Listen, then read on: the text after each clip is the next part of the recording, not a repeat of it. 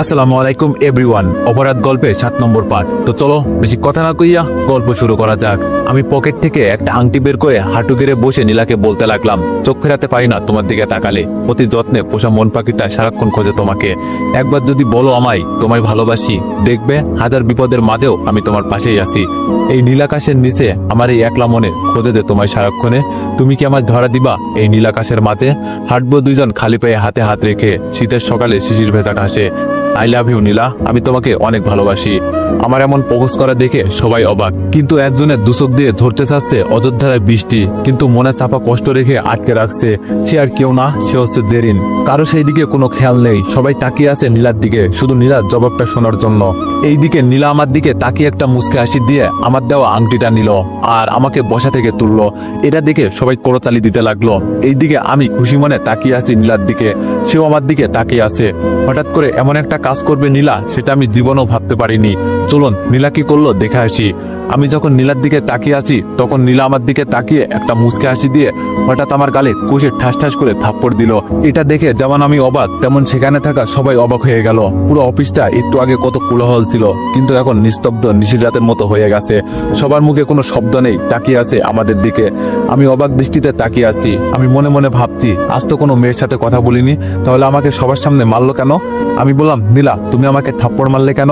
আমার কথা শুনে নীলা বলল, মারবো না তো কি করবো? তোর মতো খ্যাত ছোট লোক গরিবের কেমনে সাহস হলো আমাকে প্রপোজ করার?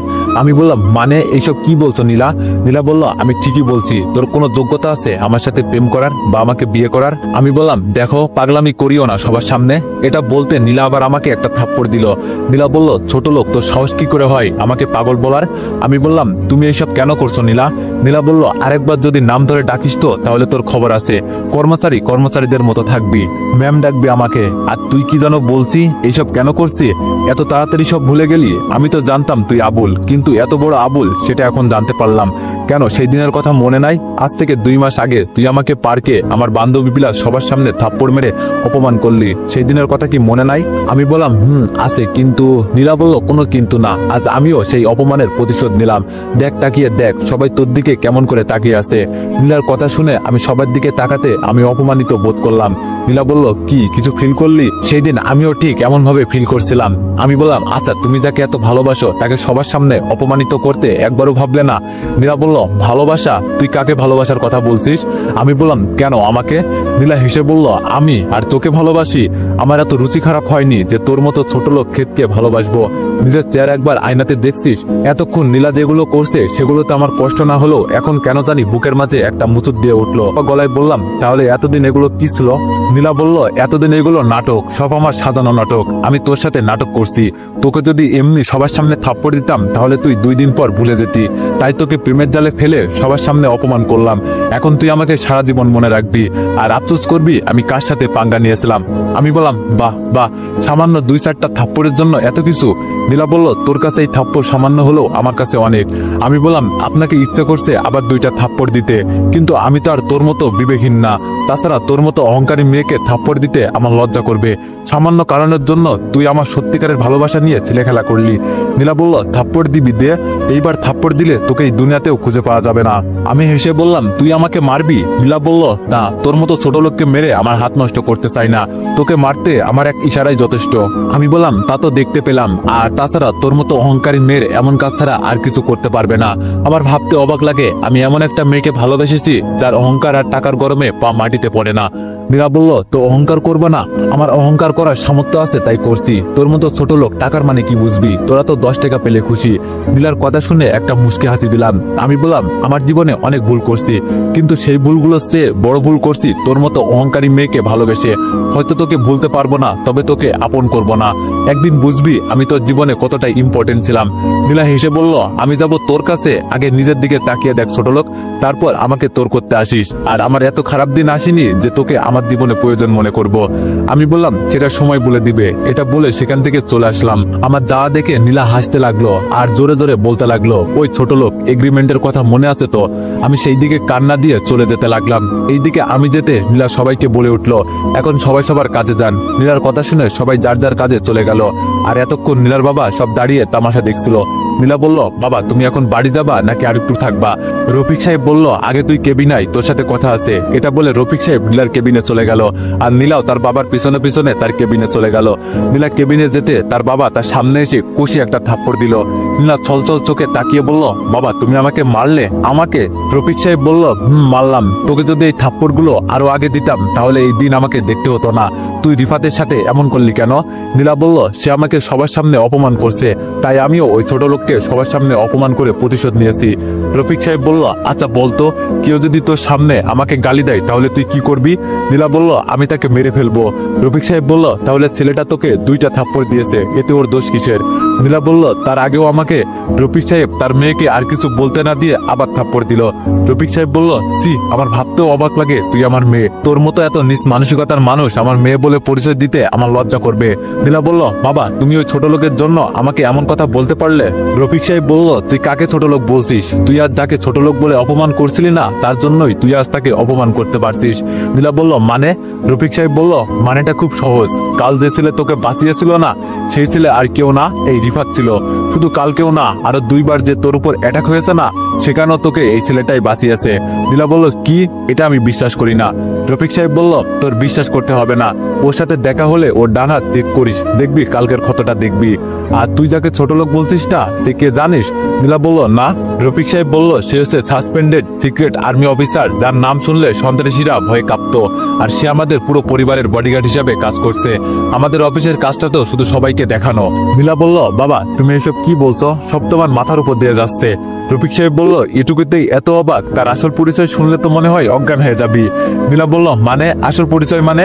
রফিক সাহেব বলল, আসল পরিচয় হলো চৌধুরী গ্রুপ অফ ইন্ডাস্ট্রির ভবিষ্যৎ চেয়ারম্যান। নীলা বলল, কি, আমাকে কি তোমার পাগল মনে হয়? এত বড় কোম্পানির মালিক হয়ে আমার কোম্পানিতে চাকরি করে? মজা করার আর সময় পেলে না বাবা। রফিক সাহেব বলল, আমার মাথা না, তোর মাথা গেছে। আমি তো তোকে একটু আগেই বলছি সে আমাদের সিক্রেট ভাবে প্রোটেক্ট করতো। নীলা বলল, সেখানে তার লাভ কি? রফিক সাহেব বলল, অনেক। এটা বলতে গেলে অনেক সময় হয়ে যাবে, অন্য একদিন বলবো। কিন্তু একটা কথা মনে রাখ, তুই তোর অহংকারের জন্য এমন এক মূল্যবান জিনিস হারিয়েছিস যা অনেকে চাইলেও পায় না। এটা বলে রফিক সাহেব চলে গেল। আর এইদিকে নীলা ভাবতে লাগলো, এত বড় একজন মানুষ আমার সামনে ছদ্মবেশে ছিল, আর আমি একবারের জন্য বুঝতে পারিনি। আমার এখনো বিশ্বাস হচ্ছে না বাবার কথাগুলো। যতক্ষণ না আমি প্রমাণ পাবো না, ততক্ষণ আমি বিশ্বাস করতে পারবো না। কাল আসুক, তারপর দেখি কার কথা সত্যি, আমার ধারণা নাকি আব্বুর কথা। এইভাবে নীলা আরো অনেক কিছু ভাবতে লাগলো। তখনই কেউ একজন দরজার ওই পাশ থেকে বলে উঠলো, আসতে পারি ম্যাম? নীলা বলল, আসো। তখন জেরিন নীলার কেবিনে ঢুকে পড়লো। নীলা বলল, তা কি কাজে এসেছো? ফাইল দাও। জেরিন বলল, ফাইল না ম্যাম, এই নিন কাগজ। নীলা বলল, আমি এই কাগজ দিয়ে কি করব? জেরিন বলল, আরে আগে পড়ে দেখুন। জেরিনের কথা মতো নীলা পড়তে লাগলো। নীলা কাগজটা পড়া শেষে জেরিনের দিকে তাকিয়ে থাকলো আর বলল, হঠাৎ রিজাইন দিলা কেন? জেরিন বলল, যার জন্য এই অফিসে চাকরি করছিলাম সে নাই, তাহলে আমি থেকে কি করব? নীলা বলল, তুমি আবার তার জন্য এখানে চাকরি করতে? জেরিন বলল, কেন, ওই যে ক্ষেত ছোট লোকটার জন্য। নীলা বলল, মানে বুঝতে পারলাম না। জেরিন বলল, মানে খুব সহজ, আমি রিফাতকে ভালোবাসি, কিন্তু রিফাত এটা বুঝতে চাই না, তাই তাকে ভালো সময় আর বুঝতে এই অফিসে জয়েন করছি। কিন্তু আপনার জন্য তা পারতাম না, কারণ আপনি তাকে সবসময় কাজের উপর রাখতেন। নীলা বলল, তা তুমি ওই ছোট লোকটার জন্য এত ভালো চাকরি হারিয়ে ফেলবে? আর এমনিতেও সে তো আবার কালকে অফিসে আসবে। আমার অফিসের সাথে চুক্তিবদ্ধ 6 মাসের, আর এর আগে সে চাকরি ছাড়তে পারবে না। আর তার আগে চাকরি ছাড়তে গেলে 50 লক্ষ টাকা দিতে হবে। জেরিন বলল, কাকে আপনি ছোট লোক বলছেন? মাথা ঠিক আছে? ওর টাকা দিয়ে আপনার মতো 10টা কোম্পানি কিনতে পারবে। আর বলছেন আপনার কোম্পানিতে সে আবার আসবে চাকরি করতে, তাও নিজের কোম্পানি রেখে? নেশা কেটে গেলে আবার ভালো কিছু ভাইবেন। এটা বলে জেরিন কেবিন থেকে বের হতে লাগলো। জেরিন দরজার সামনে গিয়ে আবার বলতে লাগলো, ও হ্যাঁ, আমি তো আপনাকে ধন্যবাদ দিতে ভুলে গেছি। আপনি প্রপোজটা একসেপ্ট না করে আমার কি যে উপকার করলেন সেটা আপনাকে বোঝাতে পারবো না। এটা বলে জেরিন চলে গেল। এইদিকে নীলা ভাবতে লাগলো, তাহলে কি বাবার কথাই ঠিক? আমি কিছু ভুল করলাম? দূর, আমি কি ভাবছি, যা কিছু করছি পরে দেখা যাবে। এটা বলে নীলা কাজে মনোযোগ দিল। এইদিকে আমি মন খারাপ করে নীলার কথা ভাবতে ভাবতে রিক্সা নিয়ে বাসার দিকে যাচ্ছি। কি নিখুঁত অভিনয়, রিনা খানকেও হার মানাবে। এত সুন্দর অভিনয় করছে, আমি এটা কল্পনাও করতে পারছি না। অপমান করার ইচ্ছা থাকলে অন্যভাবে করতে পারতো, কিন্তু ভালোবাসা নিয়ে ছেলে খেলা। নীলা, তুমি আমার মনে থাকবে, কিন্তু হৃদয়ে না। তোমাকে হয়তো ভালোবেসে যাব, কিন্তু কাছে আনবো না। তোমাকে হয়তো সম্মান করব, কিন্তু বিশ্বাস না। আল্লাহর কাছে একটাই চাওয়া, তোমাকে যেন হেদায়েত দান করুক, আর যেখানে থাকো না কেন ভালো থেকো। এইসব নিজে নিজে ভাবছি, হঠাৎ দেখলাম রিক্সা চালক গাড়ি থেকে নেমে দৌড়ে পালালো। এটা দেখি কিছুটা অবাক হয়ে মামাকে ডাক দিতে যাব, তখনই সামনে চোখ গেল। আর এতে আমি কিছুটা অবাক হয়ে গেলাম, কারণ সামনে তাকিয়ে দেখি স্পেশাল ফোর্স আমাকে চারিদিক থেকে ঘিরে ফেলেছে। আমি বললাম, আপনারা এখানে? আমরা এখানে। আমি বললাম, তা এইভাবে আমাকে চারিদিক থেকে ঘিরে রাখার কারণ কি? বড় স্যারের অর্ডার আছে আপনাকে নিয়ে যাওয়ার। আমি বললাম, আমি কোথাও যাব না, আপনারা যেতে পারেন। আপনাকে আমরা আটক করছি, কোনো দাওয়াতে নিয়ে যেতে নয়। আমি বললাম, ও তা কোন অপরাধে? মন্ত্রীর ছেলের খুনের অপরাধে। এই তোমরা কি দেখছো দাঁড়িয়ে? ওনাকে ধরে নিয়ে চলো। তারপর আমাকে কিছু ফোর্স ধরে তাদের গাড়িতে উঠিয়ে তাদের আস্তানাতে নিয়ে গেল। সেখানে নিয়ে যেতে আমি তাদেরকে যখনই কিছু বলতে যাব, তখন একজনকে দেখে আমি অবাক হয়ে গেলাম। লোকটি বলল, মিস্টার জাহিদ হাসান বলবো নাকি মিস্টার রিফাত চৌধুরী বলবো? মিস্টার সাবেক সাসপেন্ডেড সিক্রেট আর্মি অফিসার ওরফে সাবেক স্পেশাল ফোর্সের ক্যাপ্টেন। আমি বললাম, নাইম তুই এখানে? আসলে নাইম ছিল আমার সহকারী ভাইস ক্যাপ্টেন, আর আমার পরিচয় তো আর নতুন করে দিতে হবে না, ইতিমধ্যে আপনারা জেনে গিয়েছেন। নাইম বলল, চুপ, একদম চুপ। আমার নাম ধরার সাহস হয় কি করে তোর? ছাড় বলবি ছাড়। আমি এখন স্পেশাল ফোর্সের ক্যাপ্টেন মোহাম্মদ নাইম, সো সাবধানে কথা বলবি। আমি বললাম, আমাকে থানাতে না নিয়ে গিয়ে এখানে ধরে আনার কারণ কি? নাইম বলল, অনেক কারণ। কয়টা বলবো? আমি বললাম, সব বল। নাইম বলল, এক তুই আমার ভাইকে মারলি। আমি বললাম, তোর ভাইকে? আমি আবার কাকে মারলাম? নাইম বলল, কে আবার? যাকে তুই নির্মমভাবে হত্যা করছিস, তারেক রহমান। আমি বললাম, তারেক তোর ভাই? তার মানে তুই মন্ত্রী রহমানের ছেলে? কিন্তু নাইম বলল, আমি রহমানের বড় ছেলে নাইম, আর আমার ছোট ভাই তারেক। আমি বললাম, তাহলে তুই সবাইকে তোর আসল পরিচয় দিলি না কেন? নাইম একটু হেসে বলল, আসল পরিচয় দিমু কেন? আমি তো এই চাকরি করছি আমাদের ব্যবসার ক্ষতি না হওয়ার জন্য। আমি বললাম, তার মানে আমাকে জেলে দেওয়া ও মিথ্যা অপবাদেও তোর হাত ছিল? নাইম বলল, হাত থাকবে মানে? আমি প্ল্যান দিয়েছি, কারণ তোর জন্য আমি ক্যাপ্টেন হতে পারলাম না। তুই আমার জুনিয়র হয়েও আমার সিনিয়র হয়ে গেলি, এটা কি করে মানতে পারি বল? আর তুই এটা কি করলি? আমার আদরের ভাইকে মেরে দিলি, তার আগে 100 কোটি টাকার মাল জব্দ করলি। আমি বললাম, তার মানে ডিপার্টমেন্টের সব খবর তুই লিক করতি? নাইম বলল, আমি করতাম, আর এখন তো আর করা লাগবে না, কারণ খবর আমি বানাই। আমি বললাম, তোদের মতো দেশের দ্রোহী বেঁচে থাকার অধিকার নেই। নাইম বলল, আগে তুই বেঁচে থাকা। ভাবছিলাম তুই সাসপেন্ড হওয়ার পর আমাদের পথের কাটা শেষ, কিন্তু তুই আমার মাল জব্দ করলি, তা মানলাম, কিন্তু আমার কলিজার ভাইকে মারলি, তা আর মানতে পারবো না, তোকে মরতে হবে। আমি বললাম, তোর ভাইকে তো মরতে হতো, না জানি তোর ভাইয়ের জন্য কত মেয়ের জীবন নষ্ট হয়েছে, না জানি দেশের কত ক্ষতি হচ্ছে তোদের মতো অমানুষের জন্য। এটা বলতে নাই আমার গালে 2টা ঘুষি দিয়ে বলল, তোর সাহস কি করে হলো আমাকে অমানুষ বলার? আমাদের মতো ভালো মানুষ এই বাংলাদেশে আর পাবি না। এটা বলতে আমি তোকে বললাম, তোরা ভালো মানুষ, তোরা হচ্ছে দেশের রক্ষকের আড়ালে শত্রু। নাইম হেসে বলল, তাহলে বুঝতে পারলি? কিন্তু মনা, বুঝতে তোমার দেরি হয়ে গেল। আমার একটা আফসোস কি জানিস? আমি বললাম, কি? নাইম বলল, বেচারা মরবি তো ছেঁকা খাওয়ার কষ্ট নিয়ে। আফসোস লাগে নিজের কাছের মানুষটা যখন সবার সামনে ভালোবাসি বলার পরেও তাকে ফিরিয়ে দিল তো ঠিক, কিন্তু অপমান করে। আমি বললাম, এইসব তুই জানলি কি করে? নাইম হেসে বলল, আমি জানবো না, সব তো আমার কথা মতো হয়েছে, যদিও আমাকে এটা করতে অন্যজন বলেছে। আমি বললাম, তোর কথা মতো মানে? আর কে বলেছে? নাইম বলল, যেহেতু এখন মরে যাবি তাই বলতে পারি। শোন তাহলে, আমার ভাই যখন মার্ডার হয়েছে শুনছি, তখন আমার প্রথম সন্দেহ তোর উপর। সেদিন থেকে আমি তোর উপর নজর আর অনেক তদন্ত করতে থাকি। তারপর অপরাধী বের হলি তুই, তারপর ভাবলাম তোকে মেরে দিব। আমি ভাবতে লাগলাম কিভাবে মারা যায়, কিন্তু কিছু পাইনি। সেই দিন এসকে আমাকে ফোন দিয়ে বলে এটা করতে। আমি ছোট একটা ভেবে মনে করলাম তোকে একটা ছেঁকা দিই। ওই দিন রাতে অ্যাটাক হওয়ার কারণে তোমার জানু একটু ভয় ছিল, আর সেটার কাজে লাগিয়ে আমি তো জানুকে বললাম তোমাকে মেরে ফেলবো যদি আমার কথা মতো না শোনো। তারপর আর কি, সে আমার কথা মতো কাজ করলো। আমি বললাম, তার মানে নীলা এইসব কিছুই নিজে থেকে করেনি? নাইম বলল, না, সব আমার কথা মতো করছে। আমি বললাম, যদি একবার সুযোগ পাই তাহলে তোকে এখানেই পুঁতে রেখে দিব বলে দিলাম। নাইম বলল, আফসোস, আশাটা পূরণ হলো না, কিন্তু তুই একদম চিন্তা করিস না, আমি তো জানুকে দেখে শুনে রাখবনি। আমি বললাম, ওর দিকে তাকালে তোর চোখ তুলে ফেলবো। নাইম বলল, আমার ভাবতে অবাক লাগে, মৃত্যুর দরজায় দাঁড়িয়ে আছিস অথচ একটুও ভয় পাচ্ছিস না। আমি বললাম, আমি কি তোর মতো কাপুরুষ নাকি যে ভয় পাবো? আমার কথা শুনে নাইম আমাকে মারতে শুরু করলো, আর মারতে মারতে আমার মুখ দিয়ে রক্ত বের করে দিল। নাইম বলল, এখন বল মালগুলো কোথায় রাখছিস? আমি বললাম, বলবো না। নাইম বলল, বলবি না? আমি বললাম, না। আমি না বলতে নাইম রেগে যখনই আর কিছু বলতে যাবে তখনই তার মোবাইলে ফোন বেজে উঠলো। নাইম বলল, এই তোরা এই শালাকে মারতে থাক, আর ততক্ষণ মারবি যতক্ষণ না সে সত্যি বলে। আমি কথা বলে আসি। এই বলে নাইম বাইরে চলে গেল। নাইম বলল, হ্যালো স্যার বলেন। নিজামুদ্দিন আর্মির মেজর বলল, তোমার আপডেট কি? নাইম বলল, স্যার এখন এইখানে পরিস্থিতি একদম ঠিক আছে।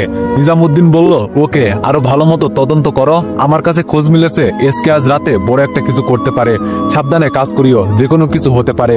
নাইম বলল, ওকে স্যার, আমি সব করব। ওকে, তোমার উপর পুরো বিশ্বাস আছে আমার। এই বলে ফোন কেটে দিল নিজামুদ্দিন। ফোন কাটতে না কাটতে সাথে সাথে তার বাবাকে কল দিল। রহমান বলল, নাইম বল। নাইম বলল, বাবা তোমরা আজ মাদক নিয়ে আসবে ঢাকায় তা মেজর হালারপুর জেনে গিয়েছে। রহমান বলল, তাহলে কি করবে এখন? নাইম বলল, কি করবা মানে? আমি আসি, একটু দেখে শুনে কাজ করিও, এই দিকে আমি আমার কাজ করি। রহমান বলল, ওই শালারে আমি না আসা পর্যন্ত বাঁচিয়ে রাখ, ওকে বুঝতে হবে তো মরার যন্ত্রণা কত কষ্টদায়ক। আমি 20 মিনিট পর আসতেছি। নাইম বলল, ওকে বাবা রাখি, ওকে আরেকটু খাতির যত্ন করে আসি। রহমান বলল, যা। এটা বলে ফোন কেটে দিয়ে নাইম ভিতরে ঢুকে বলল, কিরে শালা কি সত্যি কথা বলছে? এটা বলে সামনে তাকিয়ে নাইম ভয়ে পিছনে চলে গেল, কারণ নাইম দেখতে পেল তার সব লোকের লাশ নিচে পড়ে আছে, কিন্তু রিফাত আগের অবস্থায় আছে। আমি বললাম, কিরে ভিতু, এইটুকুতেই ভয় পেয়ে গেলি? এখানে যা হয়েছে তা দেখলি কি করতি? নাইম বলল, তুই এসব কেমনে করলি? আমি বললাম, জানিস নাইম ভাইয়া, তুই সিনিয়র হওয়ার পরেও আমাকে কেন সিনিয়র বানালো? কারণ তোর মধ্যে অত নলেজ নেই যা আমার মধ্যে আছে। সেটার প্রমাণ বেশি দিতে হবে না, এটাই ধরে নে। প্রথম আমি সাসপেন্ড হইনি, আমি নিজেই রিজাইন দিছি। আর তোরা মনে করছিস আমি সাসপেন্ডেড, আর এটা হচ্ছে তোদের প্রথম ভুল। কারণ আমি তোদের হাত থেকে নীলার পরিবার আর আমার পরিবার বাঁচাতে চাকরি ছাড়ছি। আর তোরা এটা হয়তো জানিস না, আমার একটা নিজস্ব ফোর্স আছে। নাইম বলল, তার মানে তুই এতদিন ছদ্মবেশে সবাইকে রক্ষা করছিস? আমি বললাম, আর সবাইকেও না, আমি নিজেকেও। একটা ভুল কি জানিস? নাইম বলল, কি? আমি বললাম, তুই যখনই আমাকে মারবি বলছিলি তখনই যদি মেরে দিতি তুই বাঁচতে পারতি না, কারণ আমার ফোর্স আমার প্রতি 5 মিনিট পর আপডেট জানতে চাই, আর যদি আমি আপডেট না দিই তাহলে আমার লোকেশন ট্র্যাক করে চলে আসে। আর তুই তো আমাকে 1 ঘন্টা ধরে এখানে আটকে রাখছিস। তারা অনেক আগেই চলে আসছিল, কিন্তু আমি তাদের কিছু করতে দেইনি, তাই তারা কিছু করিনি। তুই যে হিসাবে ইতিহাস বলতেছিলি তা আমি জানতেছিলাম তাই। নাইম বলল, তোকে তখনই মারিনি তো কি হয়েছে, এখন মারবো? এটা বলে নাইম আমার দিকে বন্দুক তাক করলো। আমি বললাম, আরে আরে বন্দুক ঠিক করে ধর মিয়া, আমার গায়ে লাগবে না তো, যদি এমন করে হাত কাঁপে। নাইম আমার কথা শুনে কি করবে বুঝতে পারছে না, তাই হঠাৎ করে দৌড়ে এসে আমার পায়ে পড়ে গেল নাইম। স্যার আমাকে ক্ষমা করে দিন, আমি আর এমন কিছু করব না, প্লিজ স্যার আমাকে একটু সুযোগ দিন। এইদিকে আমি চুপ করে থাকতে নাইম তাড়াতাড়ি করে আমার বাঁধন খুলে দিল। তখন সাথে সাথে আবার আমার পায়ে পড়ে গেল নাইম। নাইম বলল, স্যার আমি কথা দিচ্ছি আমি সঠিকভাবে ডিউটি পালন করব, কোনোদিন দেশের সাথে বেইমানি করব না। স্যার আমাকে মাফ করে দিন প্লিজ, স্যার আমাকে ক্ষমা করে দিন। এই বলে আবার নাইম কান্না করতে লাগলো। আমি বললাম, তোদের মতো মানুষের কারণে আজ আমাদের দেশের এই অবস্থা, তোকে যদি আজ বাঁচিয়ে রাখি তাহলে আমি উল্টো দেশের সাথে বেইমানি করব। নাইম বলল, ভাই একটা বার সুযোগ দে। আমি বললাম, আচ্ছা তার আগে বল আমার বাবার অ্যাক্সিডেন্ট কেন করালি তোরা? নাইম বলল, ভাই এটা করিয়েছে আমার বাবা আর ইসকে মিলে। আপনার বাবা এবং তার বন্ধু রফিক সাহেব আর আমার বাবা ভালো বন্ধু ছিল, কিন্তু তারা জানতো না যে আমার বাবা ভালো মানুষের পিছনে একজন খারাপ ড্রাগ ব্যবসা করতো আর মেয়ে পাচারকারী। কিন্তু একদিন কেমন করে জানো সব জেনে যায়, আর আমার বাবাকে হুমকি দিয়েছিল যদি এইসব না ছাড়ে তাহলে সব প্রমাণ পুলিশকে দিয়ে দিবে। আর এটার ভয়ে আমার বাবা আর ইসকে মিলে অ্যাক্সিডেন্ট করিয়ে দেয়, আর আপনার বাবা নিজের বন্ধুকে বাঁচাতে নিজের ক্ষতি বেশি করে ফেলে। আমি বললাম, ওদের তো আমি ছাড়বো না। আচ্ছা তার আগে বল আমার দাদুকে আমার বাবার নামে ভুল বোঝানোর পেছনে কার হাত ছিল? নাইম বলল, এটাও আমার বাবার কাজ, কিন্তু কেন সেটা আমি জানি না। আমি বললাম, তোদের কারণে আমার সব স্বপ্ন তছনছ হয়ে গেল, শুধুমাত্র তোদের কারণে আজ আমার বাবা ঘরে বন্দি, তোদের কারো বেঁচে থাকার অধিকার নেই। নাইম বলল, স্যার আমি বলছি না আমি নিজেকে শুধরে নিব, প্লিজ একটা বার সুযোগ দিন। আমি বললাম, তোদের অবৈধ রক্তে বেইমানি লেখা আছে, বিশ্বাস করলেও পাপ হবে। সো যা, ভালো হওয়ার উপরে গিয়ে হোস, আর কয়দিন পর তোর বাবা আর এসকেও আসবে, ততদিন একা একা কাটা, হ্যাপি এন্ডিং। বলেই তাকে গুলি করে মেরে ফেললাম। আমি বললাম, এইসব লাশ এক জায়গায় রেখে চলে আই। ওকে ভাই। এটা বলে সেইখান থেকে বের হয়ে বাইরে গিয়ে দেখি এটা একটা বাগান বাড়ি। একটু পর আমার গার্ড আসতে, ভাই গাড়িতে ওঠেন, আপনাকে হাসপাতালে যেতে হবে। আমি বললাম, থাক আমি হাসপাতালে যাব না, তোরা আমাকে আমার ফ্ল্যাটে নিয়ে চল। ওকে ভাই। এটা বলে আমি গাড়িতে গিয়ে উঠে বসলাম আর আমার বাসার উদ্দেশ্যে রওনা দিলাম। এখনো যদি আপনারা আমার পরিচয় নিয়ে কনফিউশনে থাকেন তাহলে আমি আরেকবার ক্লিয়ার করে দিই, আমার আসল নাম যদিও রিফাত চৌধুরী, তবে আর্মিতে জয়েন হওয়ার পর বড় স্যারকে বলে আমার ছদ্মনাম দিতে বলি জাহিদ। আর প্রথমে মাদক জব্দ থেকে শুরু করে মন্ত্রীর ছেলে দুইটাকে আমি মারছি, আর এখন বাকি দুইটা মন্ত্রী আর এসকে। ভাবার বিষয়, আমি আজও জানি না এই মালটাকে।